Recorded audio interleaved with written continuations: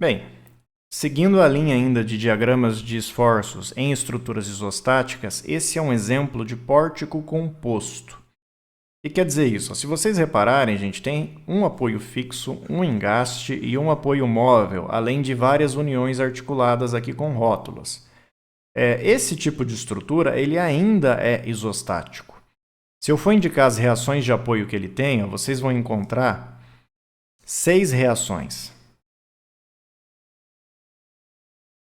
Da estática, eu tenho 3 equações de equilíbrio. Só que eu tenho também a condição de que o momento em E é zero, que é mais uma equação. E essa rótula em C aqui, gente, ela soma 2 equações. Porque ela serve de articulação em mais do que 2 barras. Então, quando a rótula ela articula 2 barras, ela tem uma equação. Quando ela articula 3, ela tem 2 equações. Então, eu também tenho aqui mais 2 equações usando ali o momento em C, seja vindo por baixo, à esquerda ou à direita, igual a zero. Então, eu tenho aqui 6 equações, 6 reações, é um problema que tem solução, por isso isostático. Como que a gente resolve isso? Esse pórtico ele é aberto. O que quer dizer isso? Quer dizer que se eu for traçar o diagrama depois de calcular as reações, eu posso fazer uma seção em qualquer uma das barras, eu divido a estrutura em 2 pedaços. Cortando apenas uma barra, qualquer que seja, a estrutura fica dividida em 2 pedaços. Então, eu posso calcular as reações usando todas as equações de equilíbrio e os momentos nas rótulas que eu sei que são zero, e a partir daí traçar o diagrama, ou eu posso decompor o pórtico composto. Como que eu faço isso? A gente vai enxergar aqui dentro estruturas já conhecidas. Então, nós aprendemos estruturas engastadas livres, tem uma aqui. Para separar o engastado livre, eu vou quebrar na rótula esse pedaço. Eu tenho uma estrutura biapoiada. Se tem um apoio móvel, onde que estaria o apoio rotulado? Está aqui na rótula. Isso aqui é uma estrutura biapoiada, que eu também posso destacar cortando na rótula. E a gente aprendeu também a resolver estruturas triarticuladas. Uma articulação, 2 articulação, a terceira também está aqui. Então, isso aqui forma uma estrutura triarticulada. Se eu separar as 3,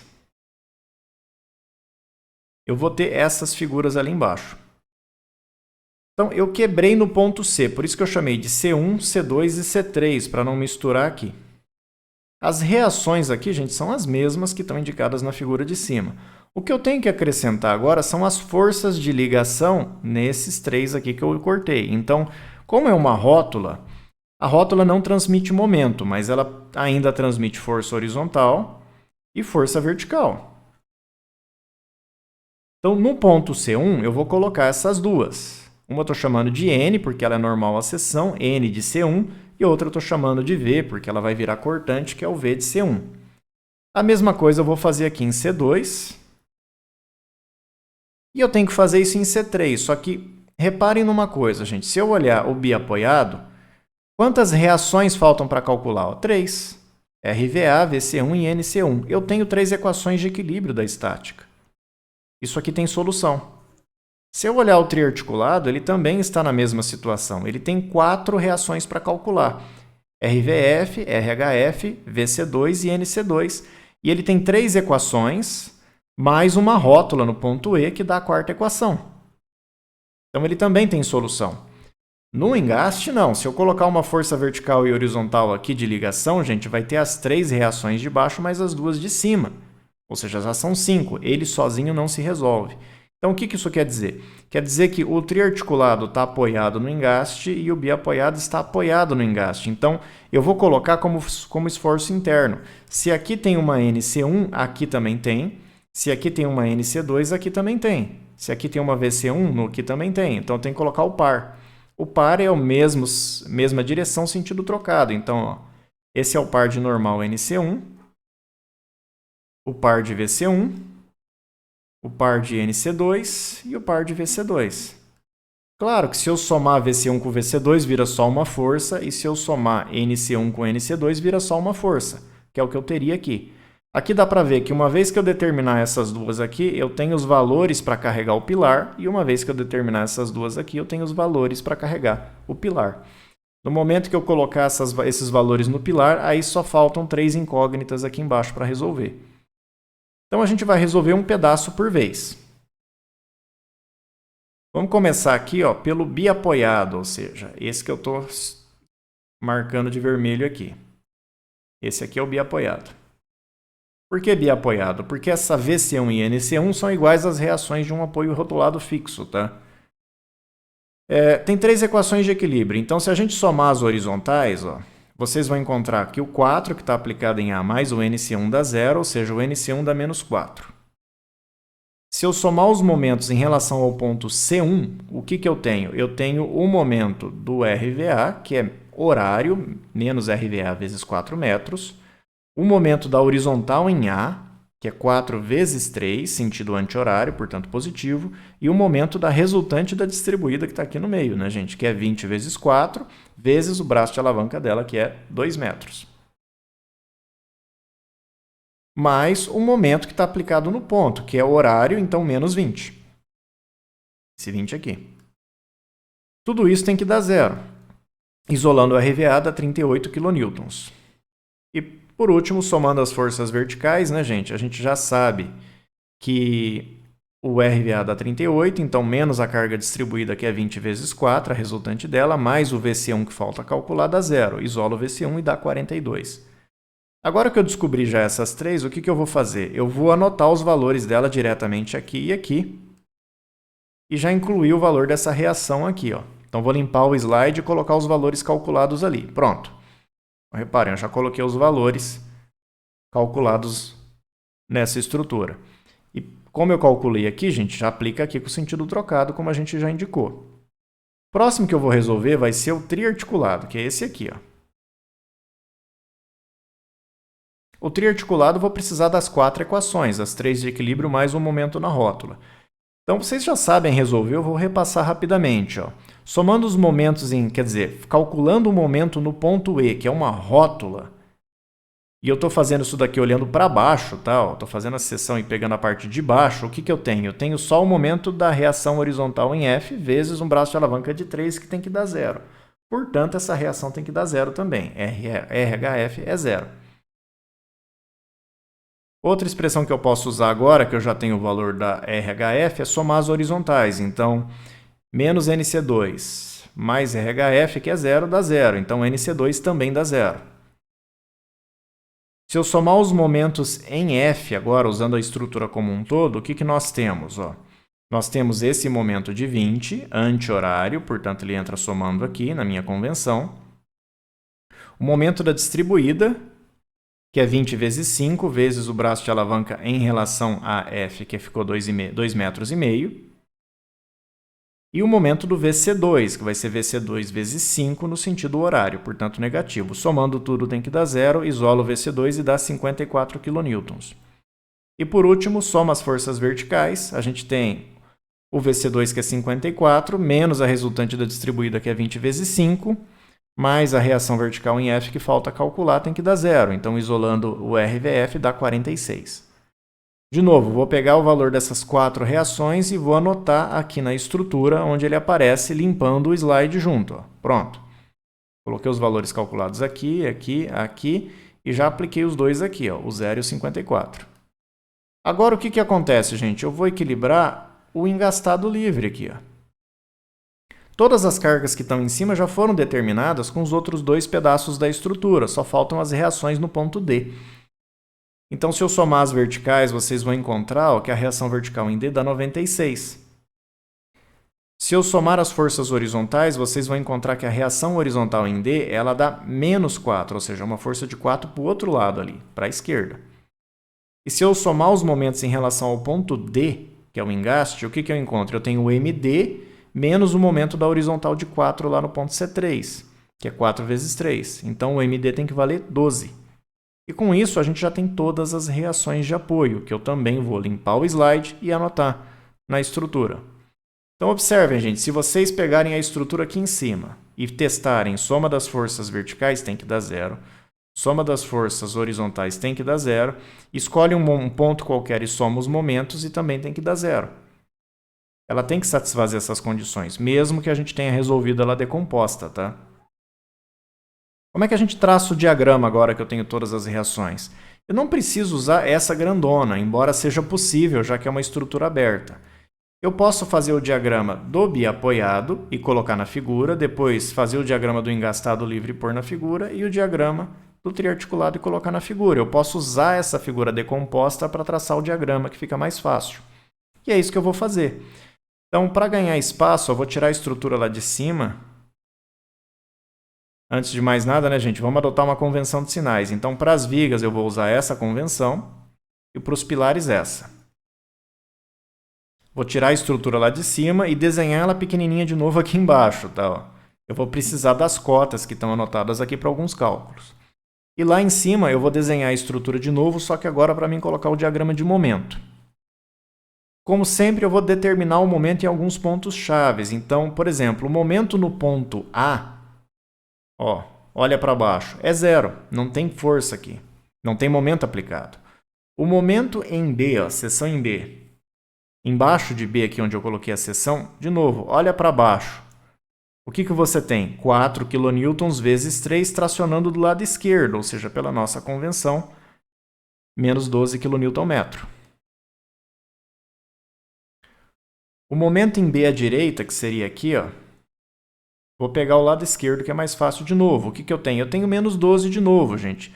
Lembra que se eu cortar aqui e aqui e tirar o ponto B, a gente já determinou que aqui embaixo tem menos 12 kNm.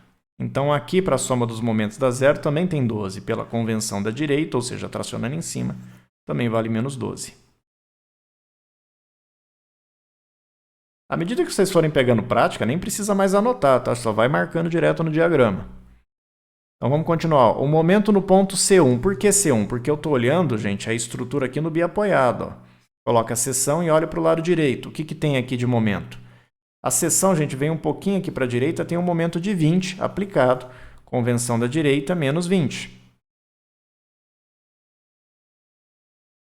O momento no ponto C2. Estou chamando de C2 porque eu estou aqui, ó. Se eu olhar para a esquerda, gente, convenção da esquerda também tem menos 20 aplicado ali.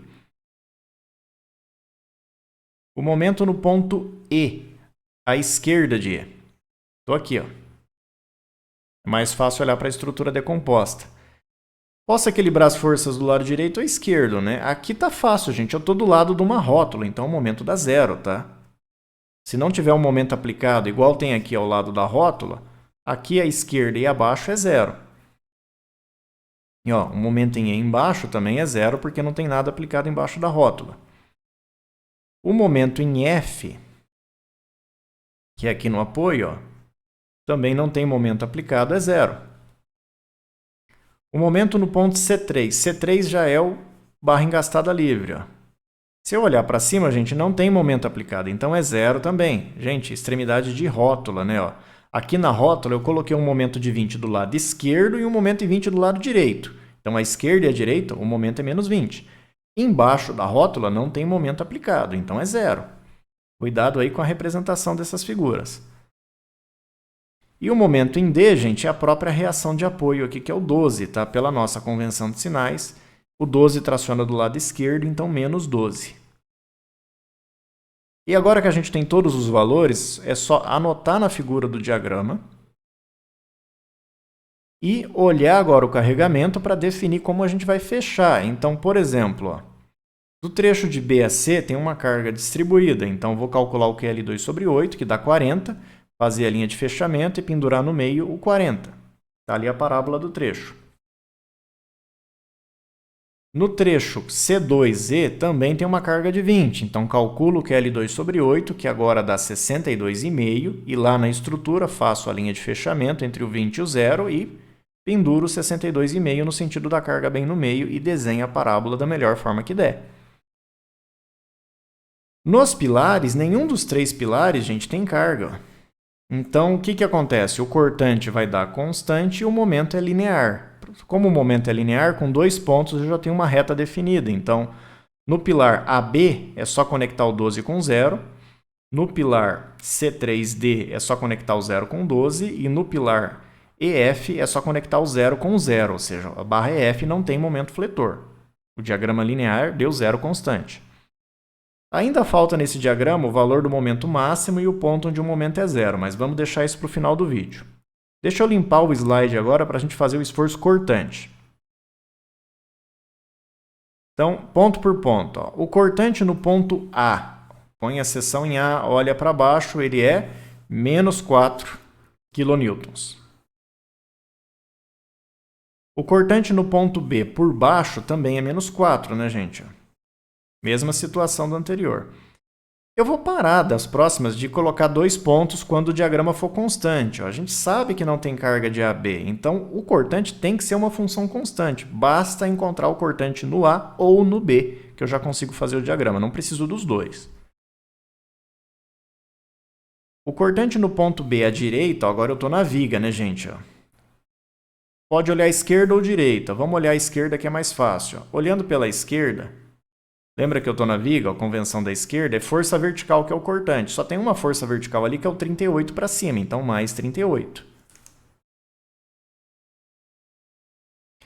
O cortante no ponto C1, ó, aqui, vou pegar o menor lado, o lado direito, então convenção da direita. Cortante positivo é para baixo, tá? Então eu tenho menos 42 de cortante. Aqui sim eu preciso de 2 pontos, né, gente? Se tem uma carga distribuída, o cortante é uma função linear. Eu preciso de 2 pontos para definir uma reta. Por isso que é importante a gente ter os dois aqui. No ponto VC2, estou aqui. Ó, posso pegar o lado esquerdo e o meu cortante é mais 54. Ó, convenção aqui da esquerda. No ponto E, à esquerda, seção aqui. Ó, vou pegar o menor lado da estrutura. Lado direito, convenção da direita, para baixo é positivo, então meu cortante é menos 46. No ponto E embaixo, agora eu estou no pilar, tá? Se eu pegar a parte de baixo do pilar, convenção de baixo do pilar, força horizontal para a esquerda seria positivo. Não tem nenhuma, então cortante dá zero. No ponto F, que é aqui, ó, mesma coisa, olhando para baixo, gente, cortante é força horizontal, não tem, dá zero. O cortante no ponto C3, eu estou aqui na barra engastada livre, ó, faz a seção, olha para cima, que é o menor lado, convenção de cima, força para a direita é cortante positivo. E reparem que tem mais 4 para a direita, ó, que é o meu cortante no ponto C3. E por último, no ponto D, ó, o menor pedaço aqui é olhando para baixo, né? Ó. O que tem olhando embaixo?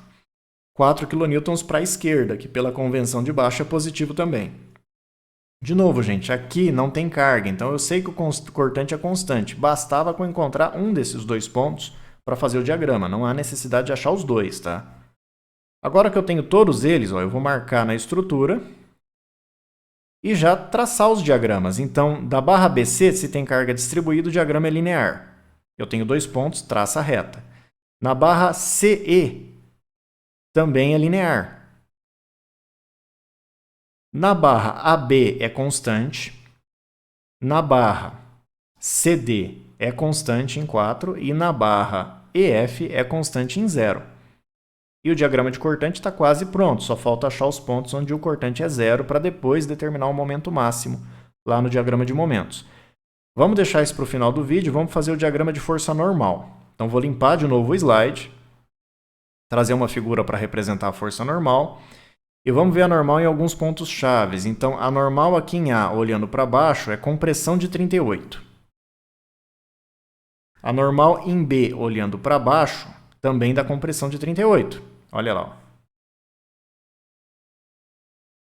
A normal em B pela direita, agora, gente, eu estou na viga. Então, se eu pegar as forças do lado esquerdo, convenção da esquerda, ó, força horizontal é força normal, então é menos 4, 4 de compressão. A normal no ponto C1, ó, se eu olhar para a direita, também é 4 de compressão. A normal no ponto C2, ó, aqui, ó, se eu olhar para a esquerda, não tem carga, então é 0. A normal no ponto E, também a seção aqui na esquerda, gente, se eu pegar o lado direito da estrutura, reparem que não tem carga. Então, normal é 0. A normal embaixo de E eu entrei no pilar, né, gente? Agora é força vertical. Se eu olhar por baixo, eu tenho menos 46 kN. Anormal no ponto F. Também menos 46 kN. Anormal no ponto C3. Eu vou fazer a seção aqui e olhar para cima que está mais fácil. O que eu tenho? Eu tenho menos 42, que é a compressão, e o menos 54. As duas têm que somar. Vai dar menos 96 de compressão. E anormal no ponto D, ó, fica mais fácil olhar para baixo, já tem ali o menos 96 de compressão. Anormal, a mesma coisa, gente. Se a gente sabe que ela é constante, não há necessidade de achar os dois pontos, começo e fim de barra. Acha um e faço o diagrama constante. E eu já vou representar direto todos os diagramas constantes, indicando os valores ali uma vez só. Fica mais fácil e mais limpo o diagrama. Lembrando que o importante é indicar também o sinal, tá, gente? Independente do lado que você desenha o diagrama, o importante é indicar o sinal, se é tração ou compressão. Então, os 3 diagramas já estão montados, falta só detalhar o diagrama de momento e cortante. Então, deixa eu limpar esse slide, trazer o momento e o cortante que a gente já determinou, e vamos localizar agora o ponto onde o cortante é zero. Lembrando que o que eu vou fazer, gente, para determinar isso, basicamente é dividir o cateto adjacente pela tangente desse ângulo que fica aqui no meio, que a tangente do ângulo é a própria carga da barra no trecho. E isso me permite obter esse aqui, ó, o cateto. Na verdade, estou dividindo o cateto oposto pela tangente e estou obtendo o que eu estou pintando de amarelo aqui, que é o cateto adjacente, que é 1,9 metros. E depois, esse outro trecho, gente, é só fazer o comprimento 4 menos aquilo, menos 1,9, a gente já encontra, ele vale 2,1.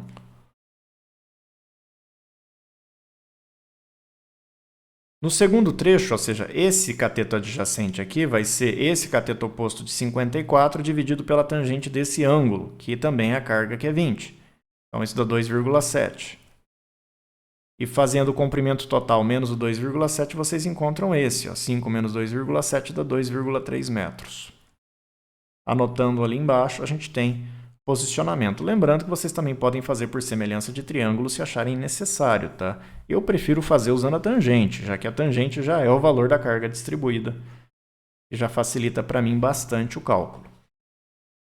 Agora falta calcular o momento no ponto G e no ponto H, que é onde o cortante é zero. O momento em G vai ser o momento que eu tenho antes aqui, ó, de menos 12, mais o cortante até chegar em G, que é a área desse triângulo que eu estou pintando em amarelo. Então, menos 12 mais a área do triângulo, 38 vezes 1,9 dividido por 2. Base vezes altura sobre 2, isso dá 24,1. E o momento em H também, gente, é o momento que eu tenho no ponto anterior, que é o menos 20, mais a área do cortante até chegar no ponto H, que é isso que eu estou pintando em amarelo. Então, menos 20, menos, gente, por causa da nossa convenção, lembra? Está desenhado em cima é negativo. Mais a área do triângulo, que é 54 vezes 2,7 dividido por 2, que dá 52,9. E esses dois valores eu vou anotar agora aqui na figura como os meus momentos máximos. Falta agora indicar a localização dos pontos onde o momento é zero. De novo, gente, se vocês fizerem o equilíbrio de um pedaço de barra que vai de I até G, vocês encontram a expressão que eu estou trazendo pronta, tá? Então, não tem jeito de achar onde o momento é zero sem achar a equação da função. E como a parábola ela é simétrica em relação ao vértice, eu prefiro sempre medir isso a partir do vértice, que facilita a equação. Então, de I a G, ó, essa equação eu já mostrei em outros vídeos, né, gente? Vem do equilíbrio desse pedacinho de barra aqui, ó, separando ele. Vai dar 1,552 metros. E lembrando que ela é simétrica, então I a G é igual a G a J, tá? Dessa vez meu desenho não está tão fora de escala assim, vai ficar mais fácil de enxergar que essas duas distâncias são iguais. No outro trecho é mais fácil. Ó. O que acontece aqui? Reparem que ela passa por zero em K e passa por zero num ponto que a gente já sabe, que é o ponto E. Então, a distância de H até E, que é essa distância aqui, a gente já calculou aqui embaixo. Ela vale 2,3 metros. E como a parábola é simétrica, é a mesma distância de K até H. Então, é só anotá-la na estrutura, 2,3 de um lado e 2,3 do outro. Tem que ser simétrico em relação ao ponto de momento máximo. A parábola de segundo grau ela é sempre simétrica aqui no meio. E nessa situação, a gente já tem todos os detalhes do diagrama representados. Então, Fica aqui mais esse vídeo. Eu espero que ele possa ajudar vocês nos estudos e até mais.